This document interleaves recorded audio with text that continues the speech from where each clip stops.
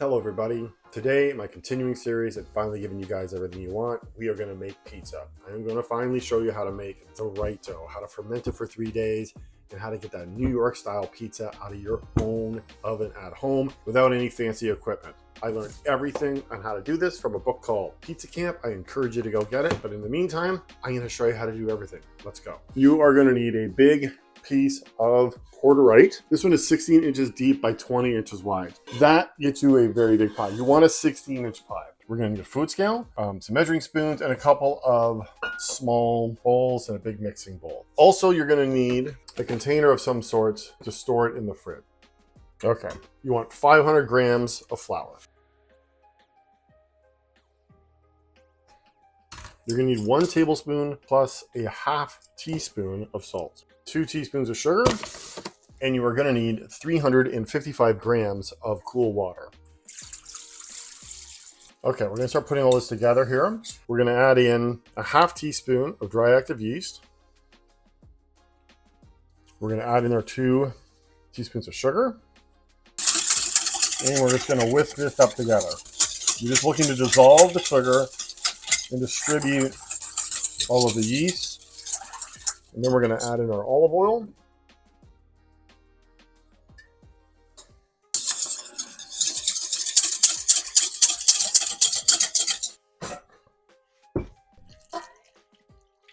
I just like to take a rubber spatula and make sure everything is out of there. And now we mix. I like to use, when I'm mixing dough, I like to just use a flexible dough scraper and have a bench knife handy, and you'll see why. Okay. Start to incorporate all of the liquid and all the flour. You'll notice I have not put the salt in yet. That is on purpose. We are leaving the salt until later. Salt can interfere with the yeast at this early stage, so we leave it to the end.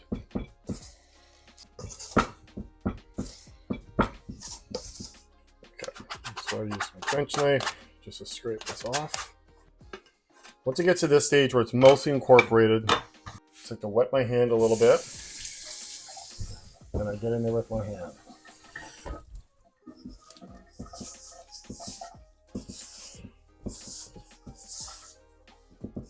Don't put a glove on. This might freak you out.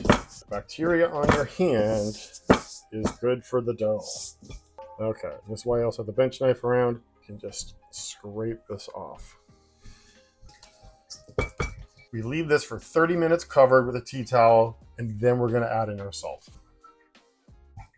Get this off. It's been about 30-40 minutes, and it's time to add our salt in. So the way I like to do this, try to best distribute it across the surface of the dough. And once again, you're going to wet your hand. So what you just want to do is try to incorporate that salt into the dough as best as possible. You're just going to keep kneading until the dough feels soft, the grittiness of the salt is gone, and everything feels incorporated. We're going to take our dough scraper.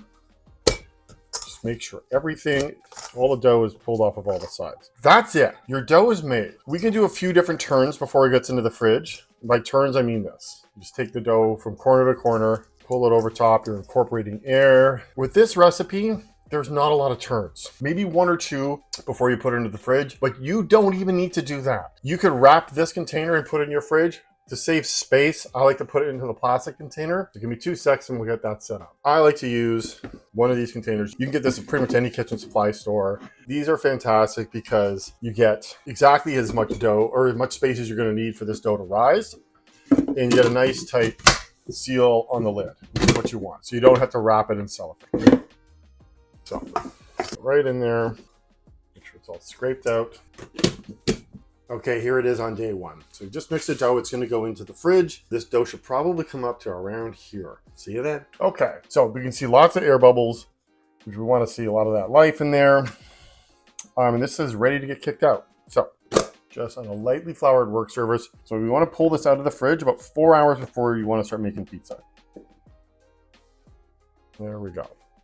Using a bench knife, portion the dough into 2 or 3 equal sizes. You can use a food scale like I'm doing here to be precise, or you can just eyeball it. Honestly, as long as they're about the same size, you are good to go.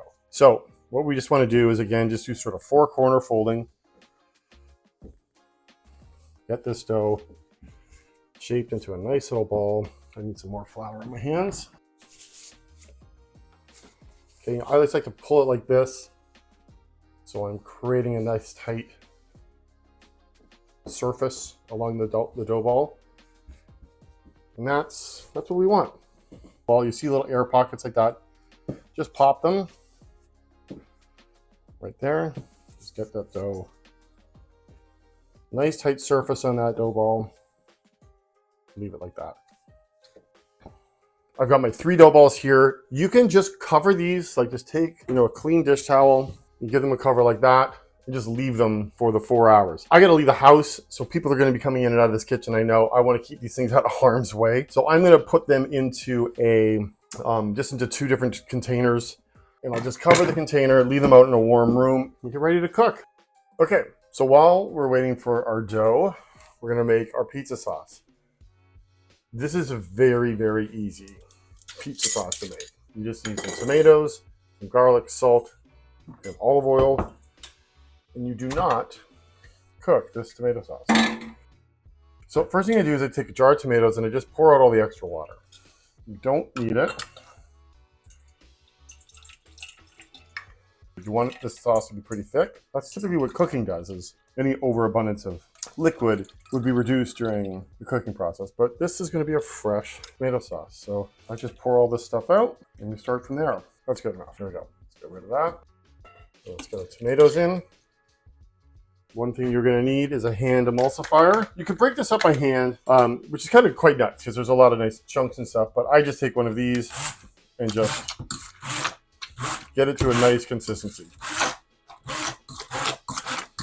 If you've ever wanted to jar your own tomatoes, I'll put a link below to my full instructional video on how to do that. We've got a long way till summer's even here before it's over, but at the end of the summer coming up, if you prep, you jar your own tomatoes, you'll have enough to last all winter, right into the spring. Okay, this is almost done. A couple big pinches of salt, just flaky sea salt. 2 is fine. Big glug of olive oil. That should be good. 2 cloves of garlic.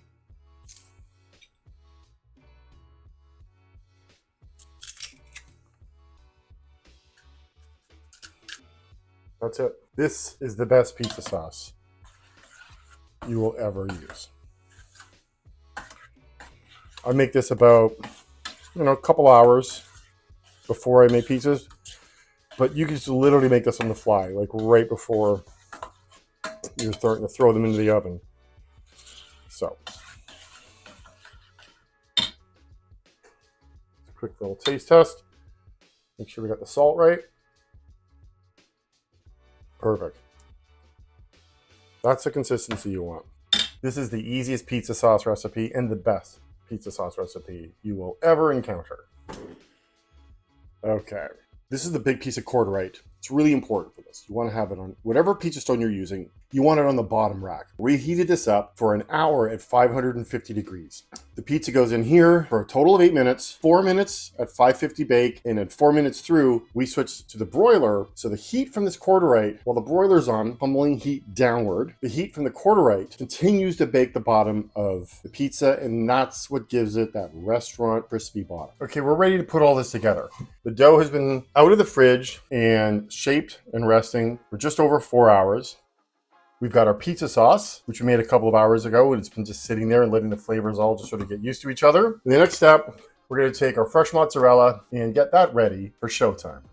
So what we want to do is just get one of these guys. You need about one of these small ones per pizza. I like to use fresh mozzarella or fior di latte. And what we're just going to do is we're just going to rip this into little pieces and just leave it sort of set aside for, it doesn't have to be that long, like 15 minutes or so. We're just going to let any excess moisture in this cheese sort of drain out. So one of the things you're going to need is a pizza peel. And I like to prep this prior to getting my dough shaped. Just a little bit of semolina flour, like that. Rub it edge to edge across the peel. This lets the dough release from the peel really easily. Okay, lightly flour your work surface. Grab our dough. Okay. Let's shape. By the way, I am no expert at shaping pizza dough. I am doing my best. I start off by just finger tapping this thing. Then I give a little bit of pull and spins. I don't even know the correct terminology. I just try to get this done. You can see I let this out. It was in a cool area for a bit, so there's a little bit of sort of hardened a little bit. That happens when they just get some cool air on it. Okay, so now what I do at this stage is I take the dough and I until it gets a little bigger, which I can spin it, I just use the weight of the dough. I just do quarter turns every time I'm flipping it like this. It's hard to see. I'll admit that, but you can see it's getting bigger as I'm doing it. I'm just gonna back the camera up a little bit. Okay, you'll see the stand for my camera rig and all that here, but you'll get to see more of this. So at this stage too, and I kind of work the edges where the dough's thicker. And if you rip your dough, it's easy to fix. So don't worry if you rip your dough.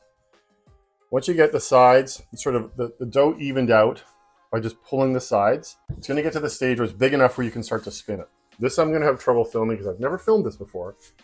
But basically, and I've never done this thing, I have to do like a deep sort of squat here. If the dough's relatively evenly sort of, these spins will help it stretch out even further and more evenly. Okay, so we're getting there. If you don't want to spin, you can just continue to sort of hold and drape this dough. You can already see I've got one little hole I've got to fix in there. See, oh, there goes my thumb. Really easy to fix these. So I'm gonna go put it on the peel and I'll come right back. Okay, so there's our little hole. Let's just fix that. We're just gonna pick it up, fold it over, sort of tap it down, tap it down if you're a Happy Gilmore fan. Okay, typically I'd make this a little bigger, but let's get this one into the oven. You don't want a pizza with a million things on it, okay? So we're doing sauce. I like to do sort of 2.5 spoonfuls. I just try to evenly spread that out. If I'm gonna put it more anywhere than not, the edges is where you want the sauce. You don't want too much in the middle. Same with the cheese. So there's a nice even distribution of our sauce. We're gonna put our fresh mozzarella mostly around the edges. And I'd like to rip up the little bits, getting closer to the center, but never on the center. Why? Because that's where your pizza will get soggy. That's pretty much how you distribute it. I'm just gonna put a little bit of dry basil on this. Okay, let's get it in the oven. We're just gonna put it in on a bit of an angle like that and just give it a nice little tug back outward. Now we set timers for 8 and 4 minutes. As soon as that first 4-minute timer goes off, you change it to broil. And then it's 4 minutes under the broiler. A few more seconds and that should be ready to come out. And she's done.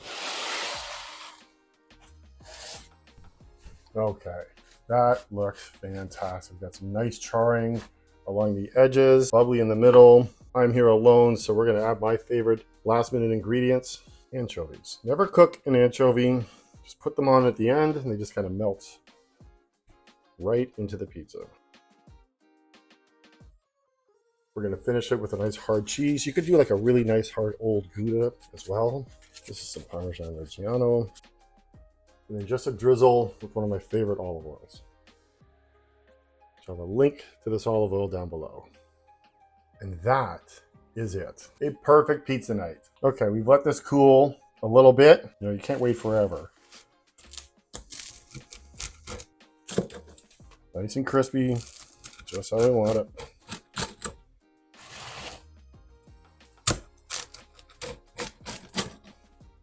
Let's check out this dough. And this is what we want. Lots of nice bubbles in here. I'm gonna try to flip this over without busting it. Super crispy on the bottom. That's what that quarter-right does. That heat from that quarter-right, it keeps pummeling from the bottom as that broiler gets the top. There you go, perfect pizza night, every time. Of course I'm gonna eat it.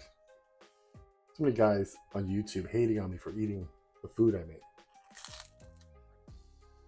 Who do you think who is? Look at that. Oh my God. You know the drill. Like and subscribe below. Leave comments. Tell me what you think of my mediocre pizza dough shaping skills. And yeah, thanks for watching. Peace.